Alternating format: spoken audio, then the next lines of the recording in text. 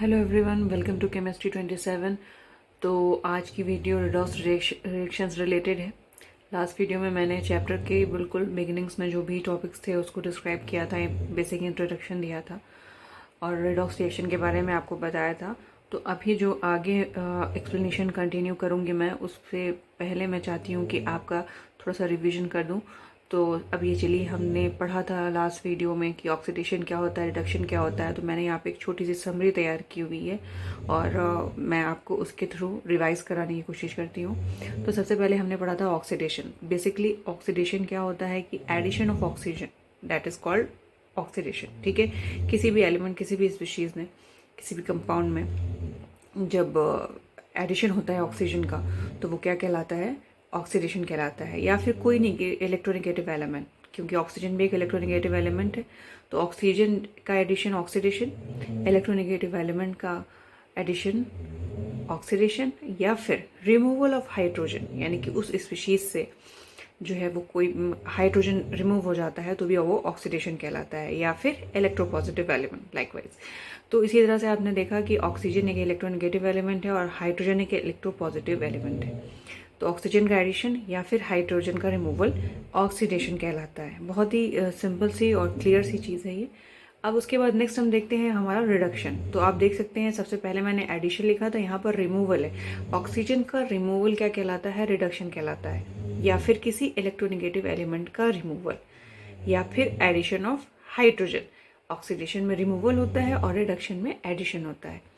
और या तो फिर किसी इलेक्ट्रोपॉजिटिव एलिमेंट का एडिशन रिडक्शन कहलाता है। जहाँ पर जिस प्रोसेस में, जिस केमिकल प्रोसेस में ये दोनों रिएक्शन एक साथ होते हैं साइमल्टेनियसली, बेसिकली ये होते ही एक साथ हैं, तो वो उस रिएक्शन को हम कंबाइंड फॉर्म में बोलते हैं रेडॉक्स रिएक्शन। अभी यहाँ पे मैंने एक नीचे एक एग्जाम्पल लिखा हुआ है, जहाँ पे आप देख रहे हैं कि आयरन का कंपाउंड है, ठीक है, एल्युमिनियम के साथ रिएक्ट कर रहा है। यहाँ पर क्या हो रहा है आयरन के साथ? आप देख सकते हैं कि यहाँ पर ऑक्सीजन रिमूव हो रही है, ठीक है, लेकिन यहाँ पर ऑक्सीजन ऐड हो रही है। तो आप यहाँ पर देख सकते हैं कि removal of removal of oxygen is called reduction. तो ये आयरन क्या हो रहा है? रिड्यूस हो रहा है, बट एल्युमिनियम क्या हो रहा है? ऑक्सीडाइज्ड हो रहा है। तो इस तरह से ये कंबाइंड फॉर्म है रिएक्शन की, जहाँ पर आपका जो है रिडक्शन और ऑक्सीडेशन दोनों साथ में हो रहा है। तो ये एक रिडॉक्स रिएक्शन का एग्जाम्पल है। मैंने इस तरह से आप लोगों को कई एग्जाम्पल्स बताए थे और हमने फिर ये एक क्लासिकल कॉन्सेप्ट था, क्लासिकल डेफिनेशन थी। उसके बाद फिर एक इलेक्ट्रॉनिक टर्म भी आया था, जिसके थ्रू मैंने आपको एक्सप्लेन करने की कोशिश करी थी कि गेन एंड लॉस के बेसिस पे हम डिसाइड करते हैं कि जहाँ पर गेन हो रहा है, जहाँ पर लॉस हो रहा है, वो ऑक्सीडेशन है या फिर रिडक्शन है। तो अब आज उसी बेसिस पे जो डिस्क्रिप्शन है कंटिन्यू करेंगे और बहुत से एग्जाम्पल्स के साथ इस कॉन्सेप्ट को ईजी वे में समझने की कोशिश करेंगे और होप सो कि ये क्रिस्टल क्लियर हो जाए कॉन्सेप्ट, क्योंकि बहुत से बच्चों को इस चीज़ में कन्फ्यूजन होता है कि ऑक्सीडाइजिंग एजेंट क्या है, रिड्यूसिंग एजेंट क्या है जो ऑक्सीडेशन कर रहे हैं, या फिर जो इलेक्ट्रॉन को इलेक्ट्रॉनिक टर्म में नहीं समझ में आते हैं। तो बहुत से ऐसी चीज़ें हैं, तो हम उसको फर्दर डिस्कस करेंगे। तो आपने इस एग्जाम्पल को देखा और भी बहुत से आपके एनसीईआरटी सिलेबस में एग्जाम्पल्स हैं, आप उससे भी अपने प्रैक्टिस के थ्रू अपनी कॉन्सेप्ट को क्लियर कर सकते हैं। तो बच्चों, अब चलिए समझते हैं on the basis of gain and loss of electron what is oxidation and reduction. तो बहुत ही क्लियरली और स्लोली इसको समझने की कोशिश करिएगा और ये बहुत ईजी चीज़ है। बस थोड़ा सा कन्फ्यूजिंग हो जाता है क्योंकि चीज़ें आपस में बच्चे मर्ज कर देते हैं। तो don't merge anything, don't mix anything, ठीक है। Try to understand slowly and clearly. तो फर्स्ट ऑफ ऑल, ऑक्सीडेशन क्या है? देखिए, जहाँ पर इलेक्ट्रॉन का लॉस होता है, मैं इलेक्ट्रॉनिक टर्म में आपको बता रही हूँ, जहाँ पर इलेक्ट्रॉन का लॉस होता है that is called oxidation. Okay, loss of electron is oxidation. फिर रिडक्शन, जहाँ पर इलेक्ट्रॉन का गेन होता है। अब ये जो गेन और लॉस करवाते हैं उसके लिए कोई एजेंट होगा, मीन्स कि कोई ना कोई ऐसी सिचुएशन क्रिएट होती होगी कि यहाँ पर लॉस और गेन हो रहा है। तो जो स्पीशीज ऑफ इलेक्ट्रॉन को एक्सेप्ट करती हैं, ठीक है, जो एक्सेप्टर होते हैं इलेक्ट्रॉन के, वो कहलाते हैं ऑक्सीडाइजिंग एजेंट, और जो रिड्यूसिंग एजेंट होते हैं वो इलेक्ट्रॉन डोनर होते हैं। ठीक है। तो इलेक्ट्रॉन गेन से और इलेक्ट्रॉन डोनर से हम समझते हैं कि oxidising agent will accept electron. जो स्पीशीज इलेक्ट्रॉन को एक्सेप्ट करती है वो कहलाती है ऑक्सीडाइजिंग एजेंट, जबकि जो इलेक्ट्रॉन को डोनेट करती है वो कहलाती है रिड्यूसिंग एजेंट। अब यहाँ पे मैंने एक एग्जांपल में आपको एक बहुत ही सिंपल एग्जांपल से बताया। देखिए यहाँ पर दो स्पीशीज हैं ए एंड बी। एक इलेक्ट्रॉन रिच है जो कि ए है, ठीक है, एक इलेक्ट्रॉन डेफिशिएंट है जो कि बी है। तो जिसके पास इलेक्ट्रॉन की डिफिशियंसी है, तो जब ये जो आपका एलिमेंट है, जो भी कोई भी स्पीशीज़ है, तो जब इसके साथ रिएक्ट करेगी, केमिकल टर्म में मैं बिल्कुल समझाने की कोशिश कर रही हूँ, जब ये इसके साथ रिएक्ट करेगी तो जहाँ पर इलेक्ट्रॉन की डिफिशियंसी होती है वहाँ पर जिसके पास इलेक्ट्रॉन की एफिशिएंसी होती है वो उसको दे देता है इलेक्ट्रॉन। तो ए जो है सिंपली इलेक्ट्रॉन बी को दे रहा है, ठीक है। तो electron is giving by species A और यहाँ पर ले कौन रहा है, स्पीशीज़ बी। तो भाई जहाँ पे इलेक्ट्रॉन का लॉस होता है, मैंने क्या बताया था, वहाँ पर होता है ऑक्सीडेशन, यानी कि ये जो ए स्पीशीज़ है इसमें ऑक्सीडेशन हो रहा है, ये ऑक्सीडाइज्ड हो रही है। जबकि बी जो है वो इलेक्ट्रॉन गेन करके क्या हो जा रही है, रिड्यूस हो जा रही है। लेकिन ये बी स्पीशीज़ इसको मजबूर कर रही है इलेक्ट्रॉन देने के लिए। तो ये किसके लिए, यानी कि ये ऑक्सीडेशन कराने के लिए रिस्पॉन्सिबल है। तो ये क्या हो जाएगी, ऑक्सीडाइजिंग एजेंट। जो ऑक्सीडेशन के लिए रिस्पॉन्सिबल है उसको हम बोलेंगे ऑक्सीडाइजिंग एजेंट। भाई ये एजेंट क्या करा रहा है, इसको इनिशिएट कर रहा है कि वो इलेक्ट्रॉन को डोनेट करे। और ये जो स्पीशीज़ ए है हमारी, ये क्या कर रही है, इलेक्ट्रॉन डोनेट कर रही है। इलेक्ट्रॉन डोनेट करके ये यहाँ पर रिडक्शन करा रही है इस स्पीशीज़ में। तो ये क्या हो जाएगा, रिड्यूसिंग एजेंट। तो इस तरह से हमने देखा कि जो जहाँ ऑक्सीडाइज होते हैं तो वो किसी ना किसी को क्या कर रहे हैं, रिड्यूस कर रहे हैं। यानी कि जो आपका इलेक्ट्रॉन डोनर होता है वो कहलाता है रिड्यूसिंग एजेंट, और जो इलेक्ट्रॉन एक्सेप्टर होता है वो कहलाता है ऑक्सीडाइजिंग एजेंट। आप इसके थ्रू स्क्रीनशॉट लेकर इसको समराइज कर सकते हैं इजीली, ठीक है।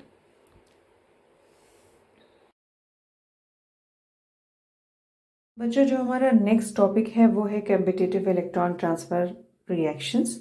इसमें जो है हम एक एक्सपेरिमेंट के थ्रू, मतलब आपकी बुक में बहुत से एग्जांपल्स दिए हुए हैं, उनके थ्रू रिएक्शन में गेन और लॉस समझने की कोशिश करेंगे और मेटल्स की रिएक्टिविटी को देखेंगे। तो ये जो मेटल की रिएक्टिविटी है बच्चों, देखिए जिस तरह से हमारी सोसाइटी में भी लोग होते हैं जिनकी सबके पास कैपेबिलिटी होती है अलग अलग, किसी के पास ज़्यादा मनी होता है, किसी के पास कम होता है, किसी की डोनेट करने की कैपेसिटी ज़्यादा होती है, कोई ज़्यादा कैपेबल होता है, कोई कम कैपेबल होता है। उसी तरह से हमारे मेटल्स भी होते हैं। तो यहाँ पर जो हम रिएक्शन देखने वाले हैं, रेडॉक्स रिएक्शन, वो हम देखेंगे जिंक और कॉपर के सॉल्यूशन के साथ। तो यहाँ पे क्या हो रहा है कि जो जिंक की रॉड है उसको हमने कॉपर नाइट्रेट के सॉल्यूशन में डिप किया है। हमारी इनिशियल स्टेज में जब हमने एक्वस सॉल्यूशन बनाया तो जिंक हमारा न्यूट्रल फॉर्म में है, कॉपर आयनाइज्ड है क्योंकि वो एक्वस सॉल्यूशन बन गया उसका, वो आयनाइज्ड हो गया, ठीक है। आयनाइज होने के बाद उसने अपना 2 इलेक्ट्रॉन लॉस कर दिया। अब यहाँ पर जो रिएक्शन की इंटरमीडिएट स्टेट है, इस इंटरमीडिएट स्टेट में क्या हो रहा है कि जो कलर है, कलर की जो इंटेंसिटी है वो थोड़ा सा डल हो रही है, डीकलराइजेशन स्टार्ट हो रहा है और मेटल की जो रॉड है जिंक की, उसके ऊपर कॉपर डिपॉजिट हो रहा है। हमने ये देखा कि ये इंटरमीडिएट स्टेज है, लेकिन जब थोड़ा और टाइम पास होता है तो टाइम पास होने के बाद जो हमारा थर्ड बीकर में यहाँ पे मेंशन किया, जो दिखा रहा है थर्ड बीकर, वहाँ पर कलर क्या हो जा रहा है, पूरी तरह से डिसअपियर हो जा रहा है और कॉपर जो है वो डिपॉजिट हो जा रहा है जिंक की रॉड पर। तो इसमें क्या हो रहा है कि इलेक्ट्रॉन का गेन भी हो रहा है और इलेक्ट्रॉन का लॉस भी हो रहा है। अब भाई जो गेन कर रहा है वो जहाँ से लॉस हो रहा है उससे वो गेन कर रहा है। तो हम देखेंगे कि यहाँ पर जिंक जो है हमारा न्यूट्रल फॉर्म में है, उसने इलेक्ट्रॉन रिलीज़ किया, 2 इलेक्ट्रॉन रिलीज़ करने के बाद जिंक जो है वो आयनिक फॉर्म में आ गया, और जो कॉपर है जो आयनाइज था उसने ये इलेक्ट्रॉन गेन कर लिया और वो न्यूट्रल फॉर्म में आ गया। तो यहाँ पर क्या हो रहा है, gain of electron and loss of electron. तो जिंक ने क्या किया, इलेक्ट्रॉन को लॉस किया, तो वो क्या हो गया, ऑक्सीडाइज्ड। और जो हमारा कॉपर है उसने इलेक्ट्रॉन गेन किया और वो क्या हो गया, रिड्यूस। यानी कि half of the reaction oxidation है और half of the reaction reduction है। तो इस तरह से ये हमने देखा कि ये जो रिएक्शन है ये हमें बताता है कि रेडॉक्स रिएक्शन किस तरह से इन दोनों के मेटल्स के बीच में हो रहा है। तो बच्चों यहाँ पर मेटल के बहुत से एग्जाम्पल दिए हुए हैं। सिल्वर का भी क्या कहते हैं दिया हुआ है कॉपर के साथ सोल्यूशन। आप देख सकते हैं कि आपकी बुक में जो एग्जाम्पल्स दिए हुए हैं आप उनके थ्रू आप इसको समझने की कोशिश कर सकते हैं, आपको होप सो समझ में आ जाएगा। बट ये एक एग्जाम्पल ही सफिशियंट है अच्छी तरह से समझने के लिए कि किस तरह से गेन और लॉस हो रहा है और किस तरह से रेडॉक्स रिएक्शन हो रहा है। और बच्चों हाँ, ये रिएक्टिविटी सीरीज़ की बात मैंने करी, तो ये एक मेटल रिएक्टिविटी सीरीज़ काफ़ी इंपॉर्टेंट चीज़ है। अभी यहाँ पर हम दूसरे कुछ एग्जाम्पल्स भी देख लेते हैं। यहाँ पर जो दूसरा हमारा एग्जाम्पल है रिएक्शन का, तो उसमें मतलब उससे भी हमें पता चलता है कि हाफ ऑफ द रिएक्शन मतलब सेम पैटर्न है। बट मैं ये कहना चाहूँगी कि जो रिएक्टिविटी सीरीज़ है उस रिएक्टिविटी सीरीज़ में ये बताया जाता है कि कौन मेटल ज़्यादा रिएक्टिव है, कौन मेटल लेस रिएक्टिव है। अब यहाँ पर जो रेडॉक्स रिएक्शन है वो कॉपर के एक्वस सॉल्यूशन में हो रहा है सिल्वर नाइट्रेट के साथ, ठीक है। तो यहाँ पर जो है कलर आ रहा है बाद में, तो यहाँ पे भी रिएक्शन अलग तरह से कंप्लीट हो रहा है, यानी कि आप देख सकते हैं ग्रेजुअल चेंजेस आ रहे हैं जो इनिशियल स्टेज है और जो लास्ट स्टेज है। बट ज़रूरी नहीं है कि सारे मेटल्स एक साथ इस तरह से रिएक्ट करें, क्योंकि भाई यही मेटल की जो रिएक्टिविटी सीरीज़ है हमें बताती है। देखिए जो रिएक्टिविटी सीरीज़ है मेटल्स की, उसमें जो मेटल्स ऊपर हैं वो स्ट्रॉन्ग है, वो ज़्यादा रिएक्टिव है, वो अपने से नीचे वाले को डिस्प्लेस कर सकते हैं। तो सारे के सारे नहीं करते, ठीक है। तो अभी मैंने आपको यहाँ पर मेटल रिएक्टिविटी सीरीज़ के बारे में इतना डिटेल में नहीं जाएंगे क्योंकि वो इतनी इम्पोर्टेंट नहीं है। फर्दर हम उसके बारे में बात करेंगे अगर मैं उससे रिलेटेड वीडियो बनाऊंगी तो बच्चों अभी हमने ये देखा कि हमने कॉपर नाइट्रेट के सॉल्यूशन में जिंक को डाला तो यहाँ पे रेडॉक्स रिएक्शन हुआ। अगर हम इस रिएक्शन को इन्वर्स कर दें, मान लीजिए कि हम जिंक का कोई भी सॉल्यूशन लेते हैं, जिंक का हमने सॉल्यूशन बनाया, ठीक है। जब हमने जिंक का सॉल्यूशन बनाया और उसमें हमने कॉपर की रॉड डाली, जब कॉपर की रॉड डाली इसके अंदर, यानी कि यहाँ पे मैंने अपोजिट कर दिया है। पहले हमने किसका सॉल्यूशन यहाँ पर लिया हुआ था, मैं यहाँ पे देखिए मेंशन किया हुआ है कि हमने कॉपर नाइट्रेट का सॉल्यूशन लिया हुआ था और हमने जिंक की रॉड डाली थी। लेकिन अब रॉड किसकी है, कॉपर की है, और जो सॉल्यूशन है वो क्या है, जिंक का है। तो हम जब ये देखते हैं, तो जब हम ऐसा करके देखते हैं तो काफ़ी टाइम तक हम वेट करते हैं, लेकिन उस जो सॉल्यूशन जो है, जो हमारा सिस्टम है, उसमें कोई चेंज नहीं आता। ऐसा इसलिए होता है क्योंकि यहाँ पर रिएक्टिविटी का इशू आ जाता है, और तब काम आती है हमारी मेटल रिएक्टिविटी सीरीज़। उस मेटल रिएक्टिविटी सीरीज़ से हम समझ सकते हैं कि इलेक्ट्रॉन का गेन और लॉस जो है वो कैपेबिलिटी के बेसिस पे होता है। यानी कि जिंक जो है वो ज़्यादा रिएक्टिव है कॉपर से। जिंक कॉपर को तो डिस्प्लेस कर सकता है, लेकिन कॉपर जिंक को डिस्प्लेस नहीं कर सकता। इसीलिए यहाँ पर कोई भी chemical reaction means redox reaction नहीं हो रहा है। इस रिएक्टिविटी सीरीज़ में ये मेंशन किया गया, यानी कि जो मेटल इलेक्टिविटी सीरीज़ है, जिसको हम इलेक्ट्रोकेमिकल सीरीज़ भी बोलते हैं, इसके थ्रू हमको इसकी रिएक्टिविटी समझ में आती है। अब यहाँ पे बताया है कि we would study more about these मतलब कि इसमें जो सेल्स वगैरह जो है होती हैं, जो गैल्वेनिक सेल हैं, केमिकल रिएक्शन जिसमें जो सोर्स ऑफ इलेक्ट्रिकल एनर्जी है, इनकी सारी डिटेल्स जो हैं वो इस रिएक्टिविटी सीरीज़ के बेसिस पे, जो कि बहुत इंपॉर्टेंट और इंटरेस्टिंग होती है इलेक्ट्रोकेमिकल यानी इलेक्ट्रोकेमिस्ट्री में, तो वो आपको जो है वो सीनियर क्लासेस यानी 12th में पढ़ने को मिलेगी। ओके, तो इस तरह से हमने ये देखा कि रिएक्टिविटी सीरीज़ के बेसिस पे हम बता सकते हैं कि कहाँ पर रिएक्शन हो रहा है, कहाँ पर कौन किसको डिस्प्लेस कर सकता है, कौन किसको डिस्प्लेस नहीं कर सकता है।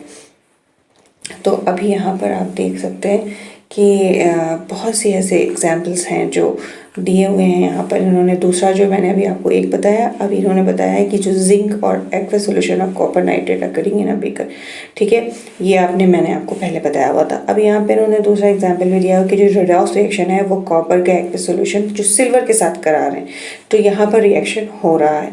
तो ये रिएक्टिविटी सीरीज़ में यहाँ पर जो है डिस्प्लेसमेंट की पॉसिबिलिटी है कि कौन किसको डिस्प्लेस कर सकता है। तो यहाँ पर ये जो है एक मतलब अंडरस्टैंडिंग के बेसिस से, पर्सपेक्टिव से, अगर आपको रिएक्टिविटी सीरीज़ याद है तो आपको बहुत ईजिली ये चीज़ समझ में आ जाएगी।